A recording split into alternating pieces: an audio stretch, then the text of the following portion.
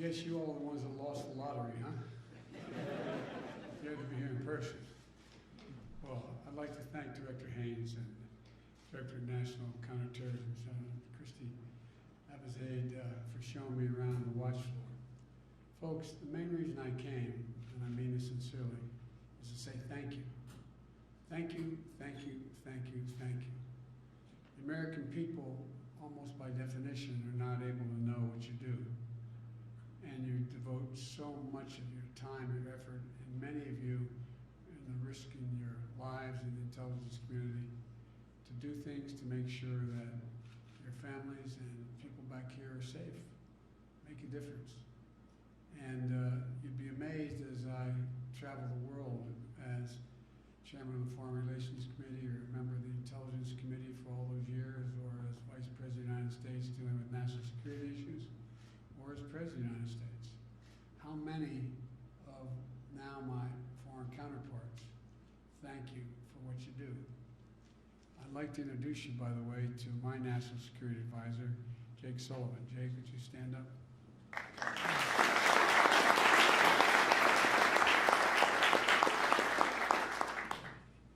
And, you know, leaders of many of our intelligence agencies are here today, and I thank you for your diligence and keeping our country safe and your commitment to supporting your teams. Because if there's anything a team sport, it's what y'all are doing. If there's going to be anything that's going to be accomplished. Because the people I most want to honor and thank today are the intelligence professionals whose names the public is never ever going to know, never have any notion of what you've done for us. The analysts, the linguists, the collectors and field officers, scientists, support staff, so many others who are real experts whose careers started much longer before my administration, and whose service to our nation is going to extend well beyond my presidency. You know, you're the eyes and ears around the world and the front lines of our national defense, and in many cases, for the world through us. And you serve the American people no matter which political party holds power in Congress or the White House. It's so vital that you are and should be totally free of any political pressure or partisan interference. It's basic. And I want to be absolutely clear that my administration is getting us back to the basics, I promise you. You will never see a time while I'm President of the United States or my administration in any way tries to affect or alter your judgments about what you think the situation we face is. I'll never politicize the work you do. You have my word on that. It's too important for our country. Getting back to basic also make sure the IC scrupulously acts within the legal constraints and abides by our strong traditions of internal and congressional oversight, including respect for whistleblower protections. And it also means understanding that much of the work you must do is in secret, but necessary and for the sake of safety. But we should strive to be as open as possible with the American people about the nature of the threats we face and just how serious they are and they aren't. Every one of you joined up because you believe in being part of something that's bigger than yourself, especially you guys and women in uniform, bigger than yourself. You're patriots. It's a word that we use lightly, but I mean it. It's not, I don't use it lightly. I really don't. My son who spent a year in Iraq and died was a patriot. He wasn't just somebody else. You all are patriots. You risk your lives and your sacred honor for all that we need to have done for us. And you believe in the American idea. And living up to that idea is embracing democratic values that are our greatest strength at the end of the day. Leading not just by the example of our power, but by the power of your example. The power of your example. In addition to thanking you for your bravery, integrity, and your sacrifices, I want to make it clear to everyone here today, and to the members of the intelligence community working around the globe, that you have my full confidence. It doesn't mean I don't question what you send me. That doesn't mean it's not that I'm not a new guy on the block in terms of these issues. But one of the reasons I question is to push you to the limits to discern just how certain you are about what you do. And lots of times, the only honest answer, we're not certain. We're not certain, but this is what our best judgment is. I really do know how hard the work you do is. I've been doing this for a long, long time before I became president. I know there's no such thing as 100% certainty in the intelligence world. Occasionally that happens. Rarely, rarely, rarely. But I also know that your work is invaluable to our ability to make informed, strategic national security decisions. And I just had an interesting meeting, as you all know, with my very close friend Vladimir Putin. I can tell. One thing, I've been dealing with world leaders a long, long time. And just like all of you women and men, you can sort of sense somebody else after a while. He knows that you're better than his team. And it bothers the hell out of him. Not a joke. Not a joke. And he, as a consequence of you, thinks we have capacities he may even exaggerate. That's a good thing. That's a good thing.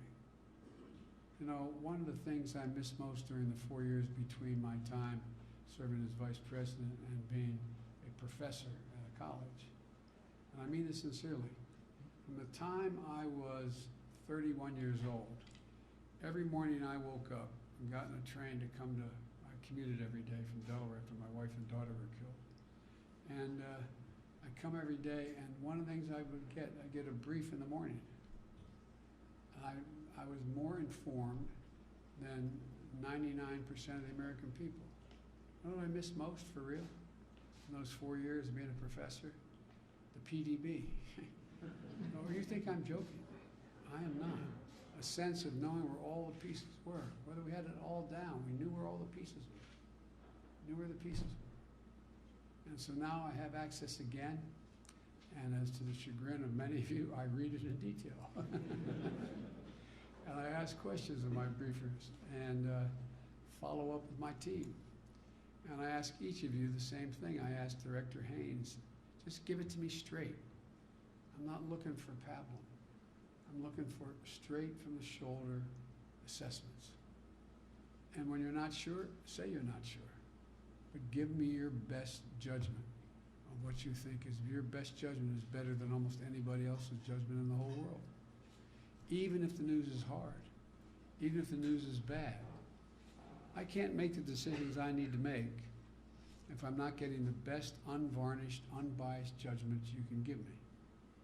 I'm not looking to hear nice things. I'm looking to hear what you think to be the truth.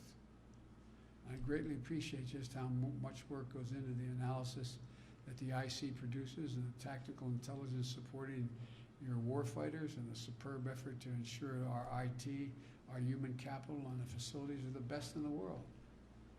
Because again, without knowing what you without you telling me, I don't know enough to know what to ask for from the Congress, how much money we need, what we need to focus on. It's a massive coordinated global effort to pull together reliable intelligence in a timely way. And all of you, no matter which agency you work for, are part of one team with one shared mission, keeping America strong and secure in the world, or simply making sure your families are safe. It gets down to basic things, just really basic things. You know, for most of the last 20 years, much of the work has been focused on counterterrorism, making sure the United States doesn't experience another horror like occurred on September the 11th. And that work has to continue and evolve to address the changing shape of terrorism as we find it today. And it's no great insight on my part, it's going to change significantly more. It's going to change significantly more. I always get kidded by my colleagues when I served in the Senate for 36 years for quoting Irish poets. They think I quoted Irish poets because I'm Irish. That's not the reason I quote them. They're simply the best poets in the world. And there's a famous poem written by them that says, all's changed, changed utterly. A terrible beauty has been born. The world is changing so rapidly, technologically, and in terms of alliances and human intercourse, that more is going to change across the board the next 10 years than the last 50 years. That's not hyperbole. That's a fact. If I talked to you 15 years ago about hypersonic flight, you'd look at me like I was crazy. so much is going to change. And that's going to put an enormous burden on you to stay ahead of the curve. It's really going to get tougher. But we have the best folks in the world. And one of the things that I think, and I don't want to get off too far afield here, but one of the things that's really important is our greatest strength, in fact, is our diversity, bringing completely different perspectives to it. And I really mean that. That's not hyperbole. I'm not trying to be kumbaya, everybody get along. It's just a fact. It's a fact. And so threats that are more geographically dispersed than they were 20 years ago are going to continue to require our vigilance. We have to continue our efforts to better understand some of the hardest and most important intelligence targets we face as a nation. But we also need to make sure we're positioning ourselves to stay ahead of the security challenges that will stretch the IC in new ways that never been stretched before. We've seen how cyber threats, including ransomware attacks, increasingly are able to cause damage and disruption in the real world. I can't guarantee this, and you're as informed as I am, but I think it's more likely we're going to end up, if we end up in a war, a real shooting war with a major power, it's going to be as a consequence of a cyber breach of great consequence. And it's increasing exponentially, the capabilities. When I was with Mr. Putin, who has a real problem, he's sitting on top of an economy that has nuclear weapons and oil wells and nothing else. Nothing else. Their economy is what, the 8th smallest in the world now? Largest in the world? He knows he's in real trouble, which makes him even more dangerous in my view. Take a look at China. I've spent more time with Xi Jinping as a world leader than anyone else has. I spent 25 hours alone with him when I was vice president because it was important that, according to President Obama, that someone knew who the new guy coming on board was, and it couldn't be the president. Traveled 17,000 miles with him. I've sat with him, with me, and just an interpreter. Each of us have a simultaneous interpreter. He is deadly earnest about becoming the most powerful military force in the world, as well as the largest and most prominent economy in the world by the mid-40s, 2040s. It's real. I don't know, we probably have some people aren't totally cleared, I don't know, but you saw just what we found out about hypersonic. Anyway, as they say in Southern Dale, this boy's got a plan. And, we better figure out how we're going to keep pace without exacerbating and moving us in a position where we increase the hostilities unnecessarily. I think we also need to take on the rampant disinformation that is making it harder and harder for people to assess the facts, be able to make decisions. In today's PDB, you all prepared for me. Look what Russia is doing already about the 2022 elections and misinformation. It's a pure violation of our sovereignty. Now you see what's happening. More people get their information from the internet than they do from any other outlet. What's all the disinformation that's having real consequences in terms of people's access? And so there's so much that you all, particularly those of you who are new and coming along, are going to have to keep up with and ahead of in ways that are not even happening now, as good as everything is. As we compete for the future of the 21st century, with China and other nations, we have to stay on top of the cutting edge developments of science and technology. If you'd hold for a second here, I want to point out something. We used to be, when I first got here as a U.S. Senator, actually 3.5 decades ago, we invested more money in R&D as a percent of our GDP than any nation in the world. We're now number 8. China was number 9. They're now number 2. It matters. It matters. Look where we are in things that intelligence communities and others don't even think very often about how educated the public is. We're coming around right now. This doesn't relate to the intelligence community per se, but it does. Think about it. If we were having a debate that was taking place in the United States in the late 1890s and the early 1900s about public education, do you think any of us would say 12 years of free public education was enough to compete in the 21st century? Not a joke. Think about it. What do you think? I don't think there's a shot if we were doing that today. So the fact we have the best educated public in the world, but that's our objective, will matter a great deal. Matter a great deal. It is as much a part of national defense, in my view, as anything else is. So I think we have to think differently. I don't expect you to agree with me. I expect you to at least understand where I'm coming from. Because the world is changing so significantly. And it's especially important that we work closely with our partners and allies to maintain our technological edge, shore up supply chains, ensure that the rules that govern technology support democracies, not autocracies.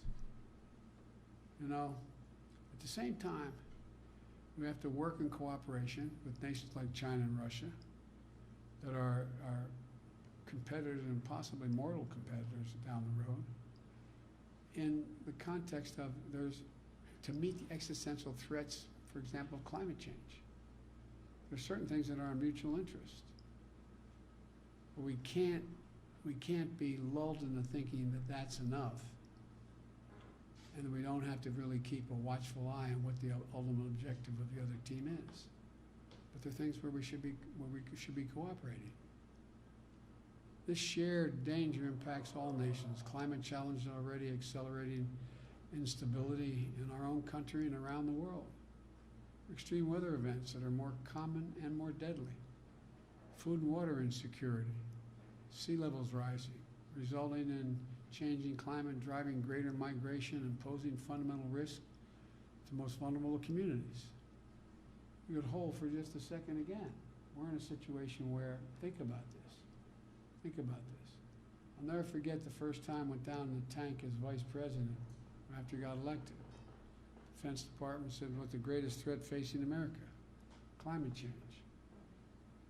If in fact the sea level rises another 2.5 feet, you're going to have millions of people migrating, fighting over arable land. You saw what happened in North Africa. What makes us think this doesn't matter? It's not your responsibility, but it's something you're watching because you know what's going to happen. People who were Muslim and the only difference was black and or Arab, killing each other by the thousands for a piece of arable land in North Central Africa. What happens? What happens in Indonesia if the projections are correct? That in the next 10 years they may have to move their capital because they're going to be underwater.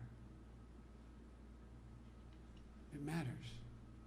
It's a strategic question as well as an environmental question.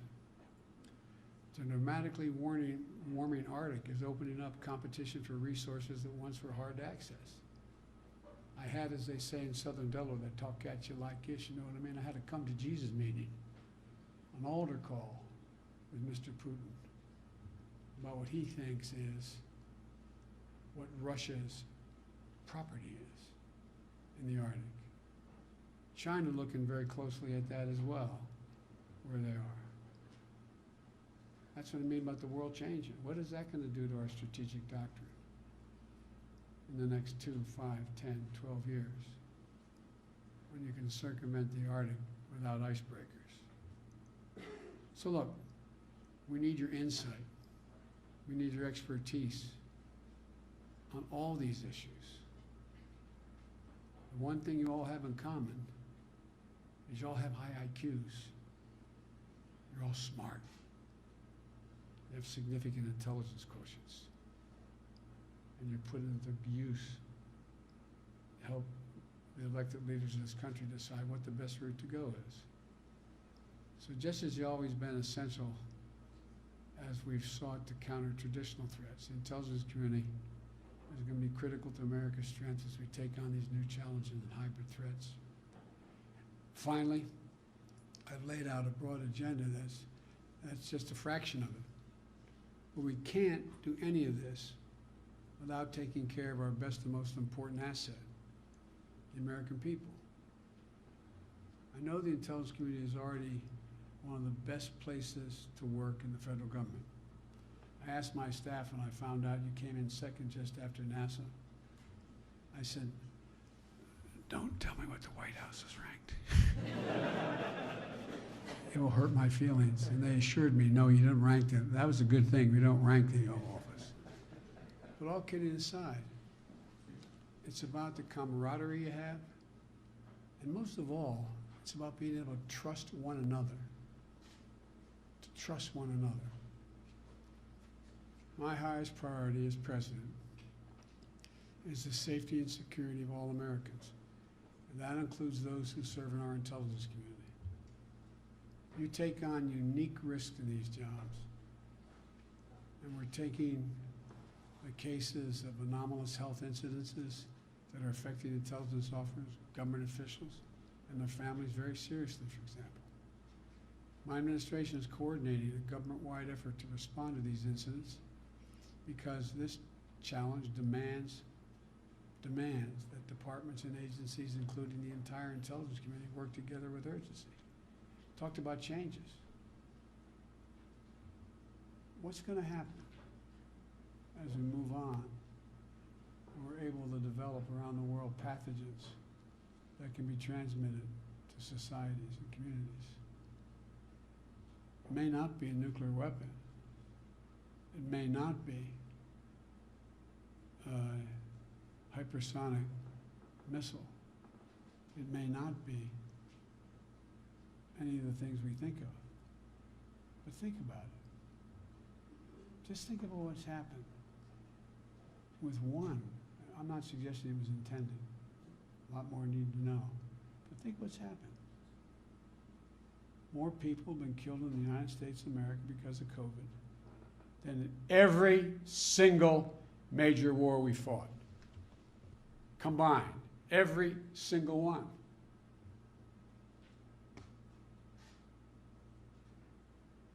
What's next? What is intended? There's a lot of research going on. You're going to find you're going to have to increase your ranks with people with significant scientific capacity relative to pathogens.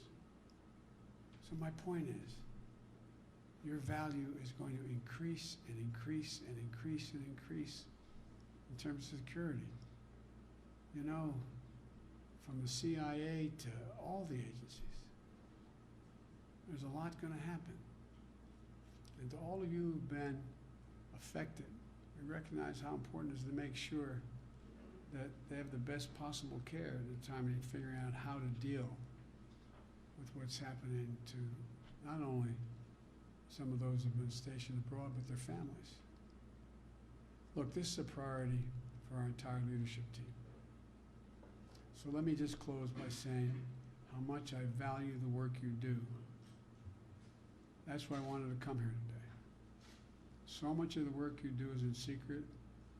That means many, many times you don't get credit, the credit you deserve, and the things you prevented from happening, the catastrophes you've enabled us to avoid, the judgments you provided us to make our people safer.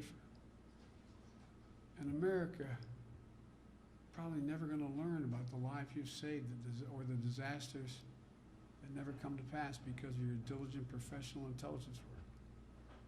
But I want you to know, I know. For the time being, at least as long as I'm around, I know. And on behalf of the American people, thank you all for what you do every single day. And we're grateful. We're grateful that you're there for us. We're safer because of your dedication. your honesty, your integrity, and your significant intellectual capacity to act in our interest. We're stronger because of your insight. We're a more noble nation because of your insight. And American lives have been saved repeatedly because of your insight. I know it may sound like hyperbole, but from the bottom of my heart, I thank you. I thank you for all you do and continue to do. And may God bless you all, and may God protect our troops and all those patriots serving in harm's way, because a lot's still there. Thank you, thank you, thank you.